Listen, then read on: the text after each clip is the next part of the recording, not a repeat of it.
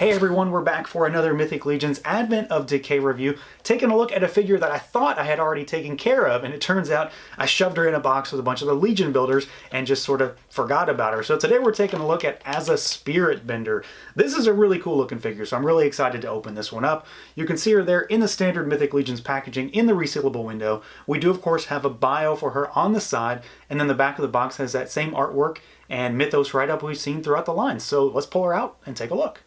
Alright guys, here she is out of the package, our AZZA Spiritbender figure, one of the more striking female figures, all things considered, just because, I mean, look at her, she is bright, bright blue, and I really like it. I think it's a fantastic look for the figure, not to mention the fact that the bio gives this figure, or this character, a really cool backstory as well, because she's a mage, but she also controls the dead in some fashion, so, you know, that means skeletons, so I'm already on board for that. Let's kick things off as usual, though, with a look at articulation, and see how she moves around. For the most part, it's exactly what you'd expect. She has all the standard articulation. There's nothing different, nothing new here. The only real thing to note is that when you've got her displayed like this, and you know, she's a caped figure, she has the pauldrons as well, of course, so I always have this stuff on ahead of time because I don't really consider it an accessory. It is, but it isn't to me. This gets in the way. So she is a hooded figure, so the hood is part of the head sculpt, or at least it's glued on. I'm sure you could pop it off if you really wanted to. But everything just sort of gets in the way. The pauldrons and the hood rub on each other. She can't look back, or up rather, and then she can't really look down either. So there's not a whole lot of movement there. The arms will go out, they swivel, the pauldrons will move a little to help give in that regard. We've got a single jointed elbow, rotation at the gauntlet, rotation at the wrist. We've got an upper diaphragm swivel, a lot of range of motion there though, so she goes all over. Waist twist. Legs go out, they kick forward, they kick back. You can cut in there as well. We've got a single jointed knee with rotation. We've got rotation at the ankle, hinge, and then we've got a hinge down there and a rocker. So it's all the standard stuff. The only real notable thing is that when you've kind of got her all decked out, she has really limited mobility at the head, and it's all things considered not that mobile to begin with, just because she has that big hood that sits over top of the head. Of course, that's really not my main draw, as I say quite often with these figures. Just look at this figure. She is absolutely gorgeous. This figure, I'm really kind of displeased that I waited so long to look at this one. She just sort of got lost in the pile.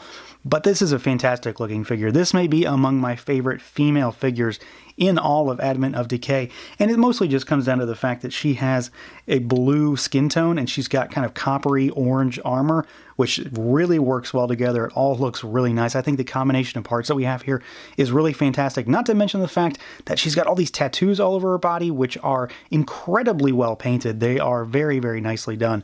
So as far as what we've got here in terms of parts, we do have some Elven style of armor. So we've got like the Elven style shin guards and boots done up in a brown and a kind of light purple color scheme. She's also got the Elven kind of ranger style gauntlets, similar to the Ravenna figure, very similar in both regards there.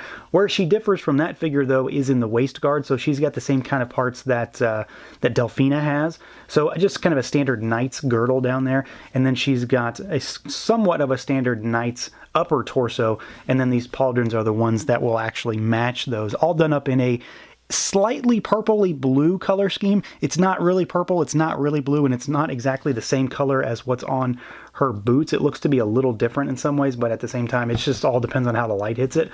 But I do like it. I think it looks really nice. It clashes a little bit because of just the differing colors with the orange copper color with the gold piping, and then this purpley blue, which is not the same color as her sash down here, not the same color as her hood, and also not the same color as her cape. So it's all similar enough that it all fits very nicely together, but it's not all just one solid color all over the figure. And speaking of, we do have soft goods. She's a caped figure, so we've already got that on there. I opted for the configuration that I've been trying, where we've got one hole in each pauldron and then one inside the arm socket, so you can kind of hide some of it. Just depends on how you move her around a little bit, pull some of that cape out of the way. It hangs really nicely when I do that, so that's kind of why I chose that. Beyond all of that, though, I mean, the big draw for me with this figure is the skin tone. She just looks fantastic. The skin really pops. She very much looks different from just about every other figure you've got. I do think that this figure shares a lot of parts with the Ravenna figure, possibly the face as well. It's really hard to tell because of some of the paint's really throwing me off here. But I do think this is fantastic. We've got these kind of, tribal mystic type tattoos that are on her midriff here. They also run down her right thigh, and then we've got them on her right arm, on the upper arm here as well. And of course they go up into her face, and we'll look at that here shortly. But I just think that the work on that is really nicely done. I'm assuming it's tampoed, and it's very clean, very crisp. There's no bleeding, there's no scratches, there's no nicks, none of that stuff. So it's all very cleanly applied, and it just comes down to the fact that I think the figure just looks pretty stellar. The colors really pop on her, and the tattoo work on it only elevates the design of this one. Now, with regards to this head and face, it is, of course, one of the cloaked figures, or one of the hooded figures, just like the Ravenna figure. And I do think that they might share the same head sculpt. I really don't know. It's really, really hard to tell, even side by side. It's not 100% sure just because of the fact that the different skin tones kind of throw you off. But they do look similar. She does, of course, have that same kind of tribal tattoo work that runs up her face with the white dots and the black line work. I love the lack of pupils on this figure. I think it really goes with the mystic, the mage vibe. And of course, we've got those dark lips and the bright blue skin. It just works for me, and that's really what matters here. I think the design is really nicely done. The hood is nicely sculpted. Again, it does kind of get in the way a little bit with the pauldrons.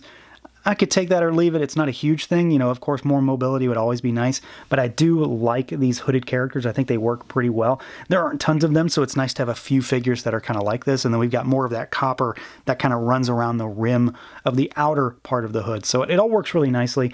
Again, just the blue skin tone really does it for me. It's a nice face sculpt and just great paint applications. Now for accessories, she doesn't really have a great deal of them.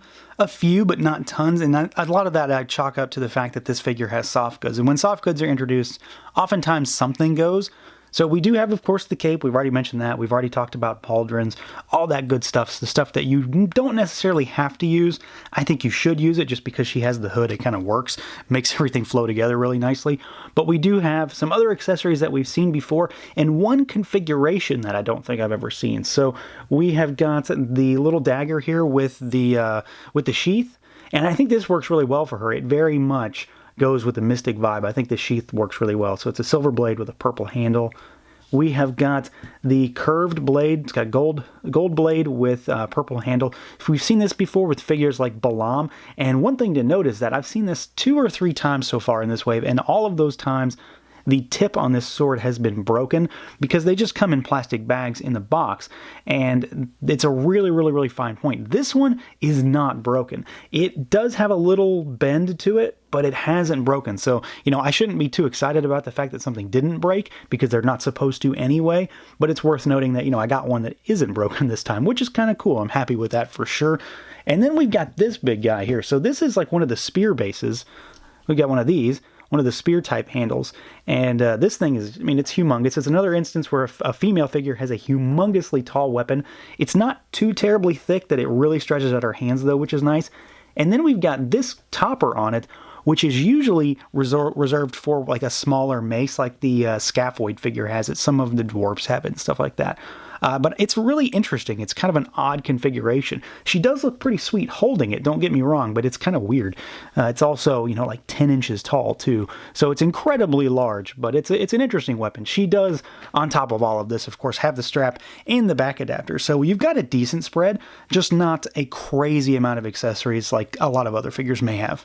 So at the end of the day, this figure is just about a home run for me. My only real true gripe is that she does have that limited head articulation, and ultimately I think she is one that you should be displaying with the pauldrons and with the cape, if not only because of the fact that she has the hood. Without the hood, she really doesn't flow very well. It's kind of an odd look. So you really need that to bring the figure together. And when you piece all of it together, you do, of course, impede articulation because everything just starts to hit each other up there.